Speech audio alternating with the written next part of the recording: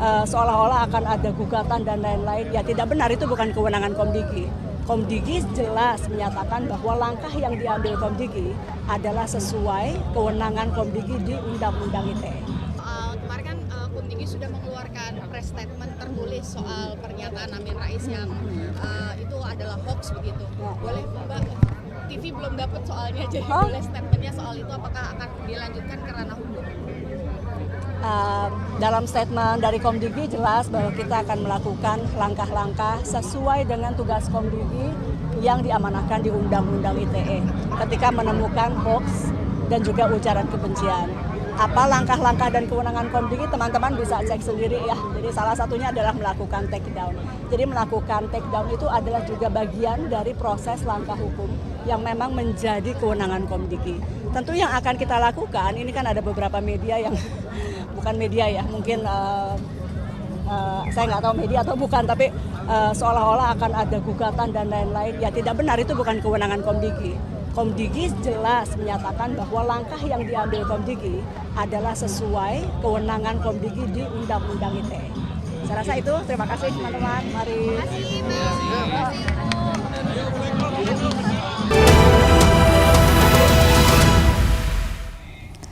Anda kembali di Breaking News, pemirsa. Presiden Amerika Serikat Donald Trump mengatakan perang melawan Iran yang dimulai sejak 3 bulan lalu telah berakhir.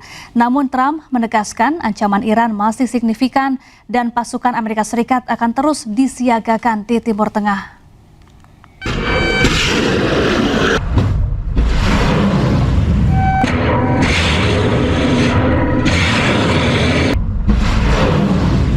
Presiden Amerika Serikat Donald Trump mengumumkan kepada Kongres bahwa perang melawan Iran telah berakhir. Operasi militer Amerika Serikat yang diluncurkan tanpa persetujuan Kongres tersebut telah mencapai batas waktu 60 hari. Trump menyatakan operasi militer di Iran telah dihentikan setelah gencatan senjata yang dimulai 7 April 2026. Meski menyatakan konflik berakhir, Amerika Serikat tetap mempertahankan kehadiran militer dan blokade terhadap Iran di kawasan.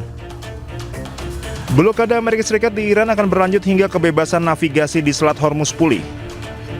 Trump menegaskan ancaman Iran masih signifikan dan pasukan Amerika Serikat akan terus disiagakan di Timur Tengah. Trump juga menyatakan ketidakpuasan terhadap proposal negosiasi terbaru dari Iran di tengah mandeknya pembicaraan damai meski gencatan senjata telah berlangsung selama beberapa pekan. Iran menyerahkan teks proposal tersebut kepada Pakistan selaku mediator pada Kamis malam. Trump menyalahkan kebuntuan negosiasi pada perselisihan yang luar biasa di dalam kepemimpinan Iran. Ia juga mengemukakan dua opsi yang dihadapi Amerika Serikat, yakni membumi hanguskan Iran sepenuhnya atau mencoba membuat kesepakatan. Trump tidak mengambil opsi pertama atas dasar kemanusiaan. Perang yang dimulai Amerika Serikat dan Israel melalui serangan mendadak pada 28 Februari 2026 kini berada dalam status jeda sejak 8 April 2026. Sejauh ini baru satu putaran perundingan langsung yang digelar namun berakhir tanpa hasil.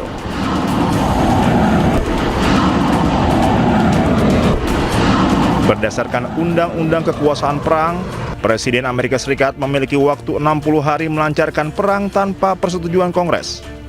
Dengan menyatakan perang melawan Iran berakhir, Trump secara efektif mengatur ulang hitungan waktu yang memungkinkannya memulai kembali perang di kemudian hari dengan jangka waktu 60 hari. Ya pemirsa, untuk membahas perkembangan konflik Amerika Serikat dengan Iran, kita sudah terhubung bersama pengamat Timur Tengah, ada Pak Hasibullah Satrawi. Assalamualaikum Pak Hasibullah. Waalaikumsalam Mbak Syafa, selamat siang.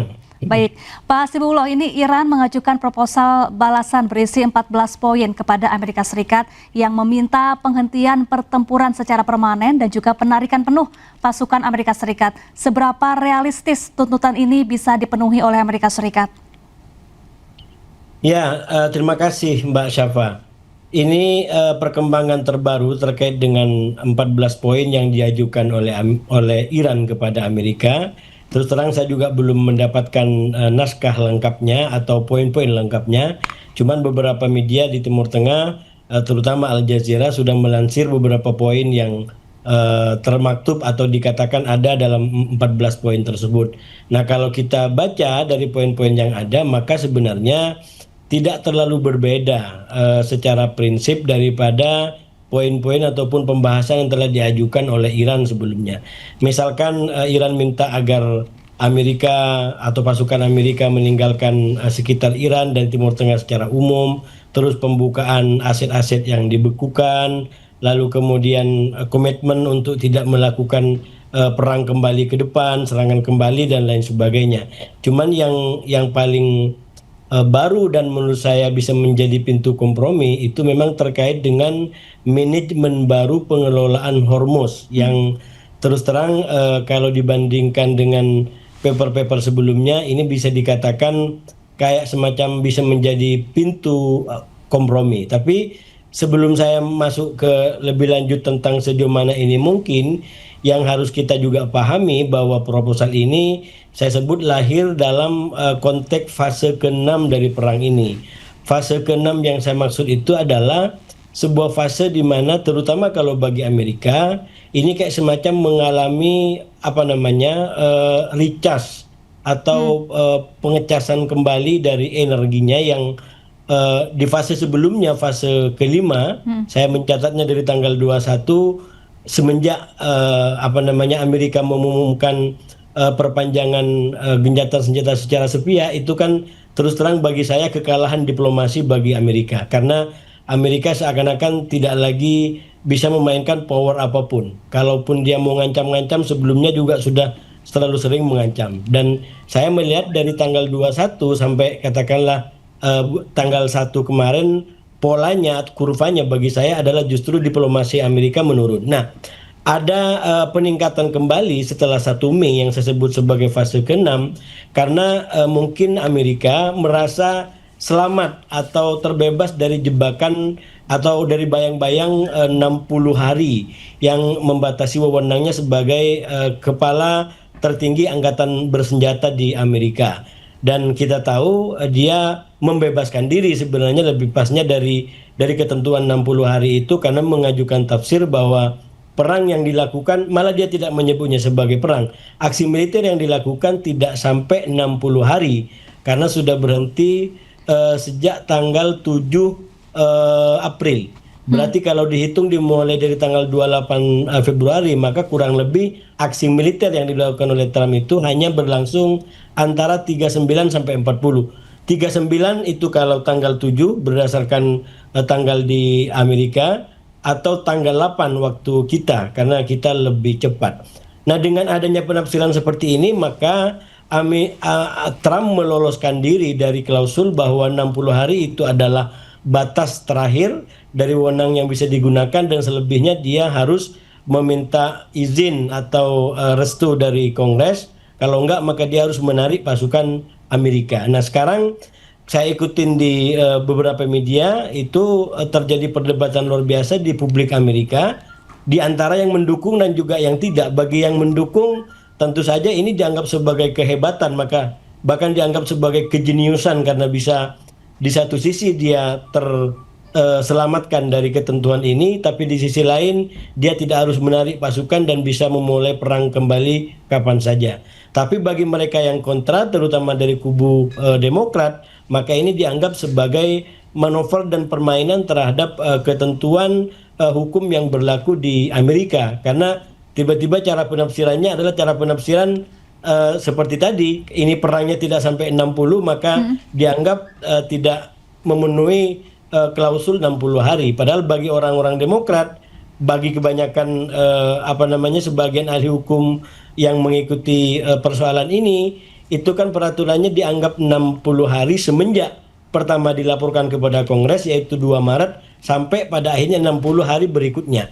Apakah dia gencatan senjata atau apalagi masih ada blokade, itu sebenarnya masih bagian daripada pengerahan angkatan bersenjata. Tapi sekali lagi ini pada akhirnya karena sudah jalan masing-masing, nanti akan ditentukan di Kongres sendiri akan seperti apa mekanismenya. Apakah Trump akan dianggap sebagai melanggar hukum, melanggar undang-undang, atau justru akan dianggap sebagai orang yang cerdas seperti disampaikan oleh para pendukung Trump, terutama dari masyarakat dari basis-basis Republik.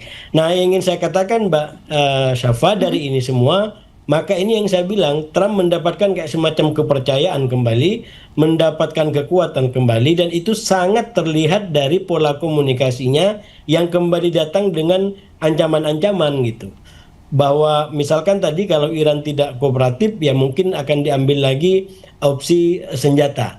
Tapi ini juga pembeda dari fase ke-6 menurut saya, bukan hanya Amerika yang siap untuk kemudian terlibat dalam konflik militer atau dalam perang kembali, bahkan Iran pun jauh-jauh hari juga sudah menyatakan kalau terus blokade ini dilakukan, maka kami juga siap untuk kemudian masuk dalam pertempuran kembali. Nah, ini yang menurut saya belum pernah terjadi dalam katakanlah fase 1, yaitu ketika serangan dilakukan, fase 2 tanggal 9 ketika Iran berhasil memilih pemimpin baru yaitu Mujtaba, fase ketiga yaitu genjatan senjata tanggal 13 April, fase keempat yaitu 13 April ketika Amerika memberlakukan blokade. Bagi saya fase keempat ini adalah pembeda dari perang sebelumnya.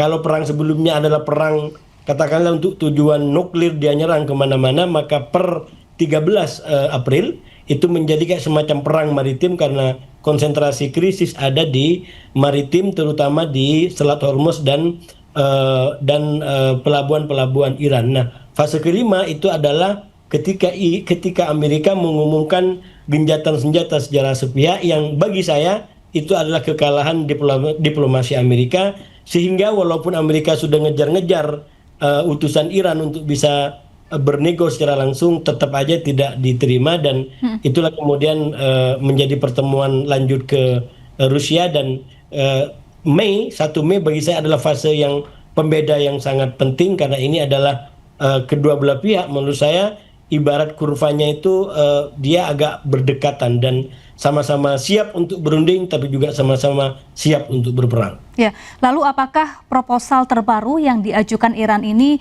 menunjukkan Iran sedang melemah atau justru sedang berada di posisi tawar yang juga cukup kuat, Pak Hasibullah? Ya, saya mengikuti Iran. Sebenarnya memang Iran dari awal, bahkan dari perundingan pertama tanggal 11-12 April itu bisa dikatakan Iran telah menjadi faktor. Dan saya melihat kalau nanti ini terjadi perundingan pun itu dia faktornya adalah Iran. Kenapa? Karena Iran melakukan kompromi dan dari kompromi itu bisa terjadi perundingan. Di perundingan pertama saya katakan Iran menjadi faktor karena dari awal Iran sebenarnya tidak mau perundingan yang sifatnya hanya untuk solusi sementara. Dia ingin solusi permanen. Itu dari awal dia sampaikan. Bahkan di saat Trump masih ngobrol untuk mediasi, untuk pertemuan, Iran sudah konsisten dengan itu.